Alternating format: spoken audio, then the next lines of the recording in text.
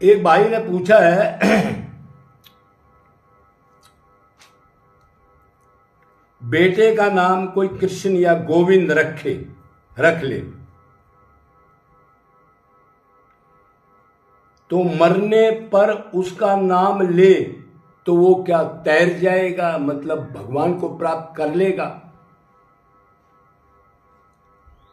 मतलब कोई आदमी या अपने बेटे का नाम गोविंद लिख ले, कृष्ण रख ले और मरते वक्त उसका चिंतन कर ले, मतलब उसका नाम ले ले या चिंतन कर ले, तो क्या वो माया से पार हो जाएगा?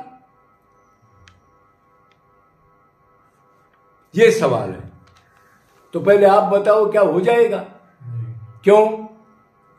बच्चों की माया का है ना। हाँ, वाह रे वाह।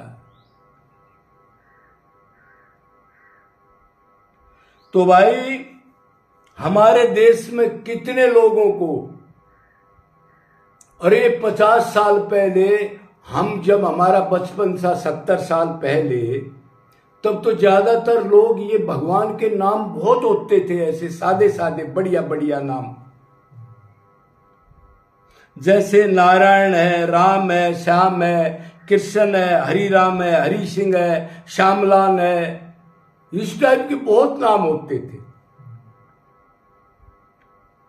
तो किसी ने चिंतन तो किया होगा, उनका नाम तो लिया होगा, तो वो सारे बैकुंठ चले गए बगैर अंतकरण शुद्ध करे। माया में अटैचमेंट, ये तो माया के है ना तीनों। अरे तमोगुणी होगा या वो रजोगुणी होगा या वो सतोगुणी होगा संसार का आदमी, और क्या होगा वो? माया की तीन गुण है ना। इन तीन गुणों को तो भगवत प्राप्ति के बाद क्रॉस करता है ना, जो महापुरुष बन जाता है, तो उसके चिंतन से काम चल जाएगा। बाप तमोगुणी है, गुस्सेल है, गलत खान पान है, गलत आचरण है, जीवों को दुख देता है, आप उसका चिंतन करोगे तो आपकी तो दुर्गति, नरक में जाओगे आप भगवत प्राप्ति की सोच रहे हो। उसका नाम अगर गोविंद रखा हो, बाप का नाम, और उसका चिंतन कर लोगे, इस भ्रम में नहीं रहना। अंतकरण शुद्ध करना पड़ेगा। माम एकम शरणम वर्ज। इन ढकोसलों से कुछ नहीं होगा, टोट के और भगवान के खाली नाम से। अरे उसने मान लो अपना बाप का नाम था कृष्ण कह दिया, तो नाम तो कृष्ण भगवान का है, इन टोटकों से नहीं। और जब भगवान का नाम हो तो उसके स्वरूप का चिंतन भी हो।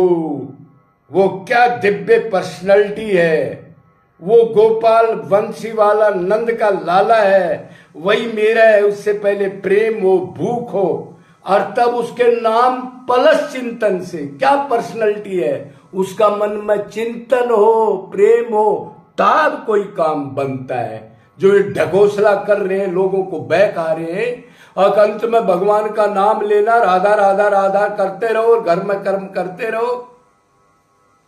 भगवान को प्राप्त करने के लिए मिटना पड़ता है, तन मन धन ऐसे रखना पड़ता है, देश सुख को त्यागना पड़ता है, अपने को आत्मा मान करके बर्बाद होना पड़ता है।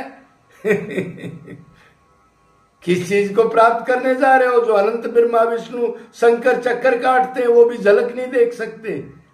क्या मजाक बना रखा है, और फॉलोअर बन रहे हैं दुनिया भर के, गुरुजी है, गुरुजी है, गुरुजी है। गलत प्रचार नहीं करना चाहिए, नहीं तो भगवान दंड देगा। वो संत हो चाहे संत का बाप हो कोई। तो इन नामों से कोई बैकुंठ मिल जाए या गोलोक मिल जाए, ये खामखा की बातें, ऐसे नहीं होता। तो नाम की कोई वैल्यू नहीं होती। अब समझो, पहले तो सारे यही नाम थे ना ज्यादातर। अब ये बाद में चले पप्पू, बबलू, रिट्टू, शिट्टू, टिट्टू, खिट्टू, खटिया, पटिया, ये तब तो बाद में आप देख रहे हो नाम।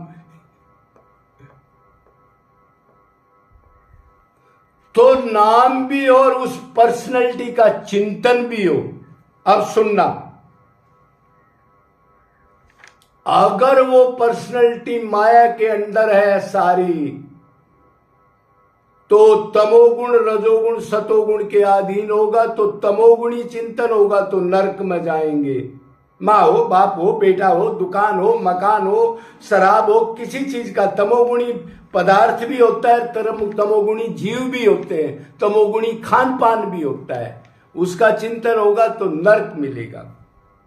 रजोगुण आदमी का चिंतन या रजोगुणी पदार्थ का चिंतन करोगे तो पृथ्वी लोक पर कोई प्राणी बनना पड़ेगा, मनुष्य जरूरी नहीं है कर्म के अनुसार। और सतोगुणी चिंतन होगा ठीक प्रॉपर तो स्वर्ग जाओगे, लेकिन तीनों में चक्की तो पीसनी पड़ेगी, माया के ताधीन है, गर्भ में तो लटकना पड़ेगा, ये व्यर्थ है भगत के लिए।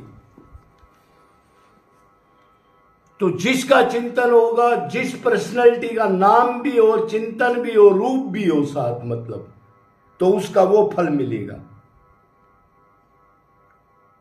अब आप भागवत में एक अजामिल का संवाद पढ़ के लोगों को बहका दिया, जो अज्ञानी मेरे जैसे संत हैं या कथावाचक हैं, इन्होंने भक्ति का सर्वनाश कर दिया।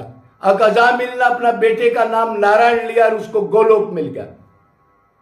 एक अक्षर का नहीं पता इन लोगों को,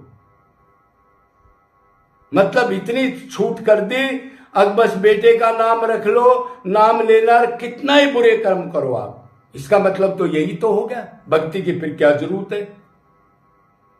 और इतनी बड़ी बड़ी गद्दियों पर बैठे हैं। तो ये क्या हुआ था, एक बार अब सुनो मोटी 2 मिनट की बात, और ये भागवत में लिखी है, हमारे गुरु ने बताई है, और वो जगत गुरु है,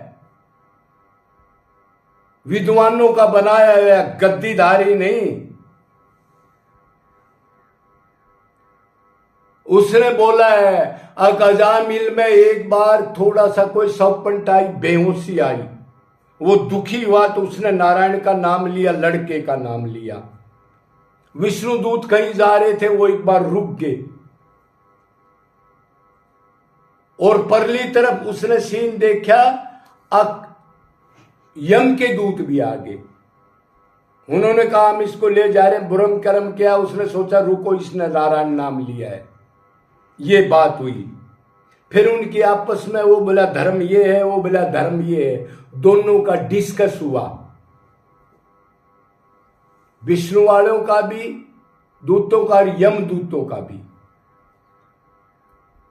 और वो दोनों ही फिर अपना संवाद करके भागवत के धर्म कर्म बता करके चले गए, ले नहीं गए उसको। फिर उसको थोड़ा सा होश हुआ, तब उसको पिछली याद आई, तुझ इतने वेदों का ज्ञाता, धर्म कर्म मानने वाला, और टॉप जाति का तेरा शरीर है। वो भगवान ने उसको चेतना दिलाई, पहला तू सब कुछ था, बीच में कुसन लग गई थी उसको, तब उसको ध्यान आया, फिर आंख खुली को हो तने ये कर दिया, कहां से कहां पतन हो गया तेरा। तब जा करके वो हरिद्वार गया, 1-1.5 साल उसने भगवान के लिए रोया, तड़फा, उसका स्मरण किया, पश्चाताप किया, अंतकण शुद्ध किया,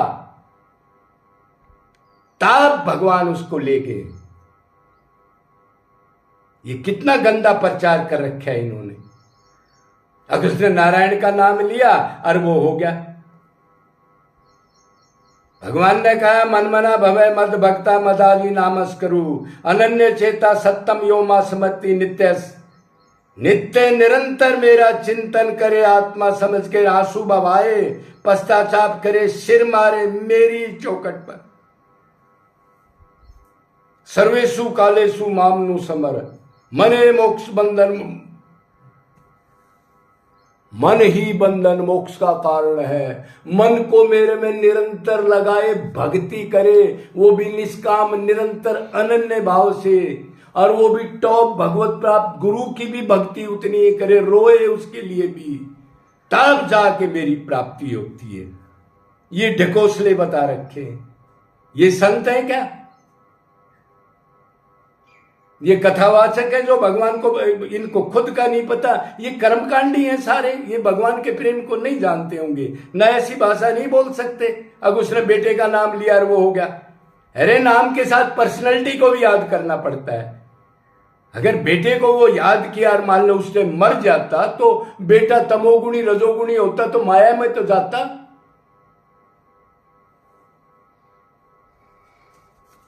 घोर कलयुग देखो, बोलो वृंदावन बिहारी लाल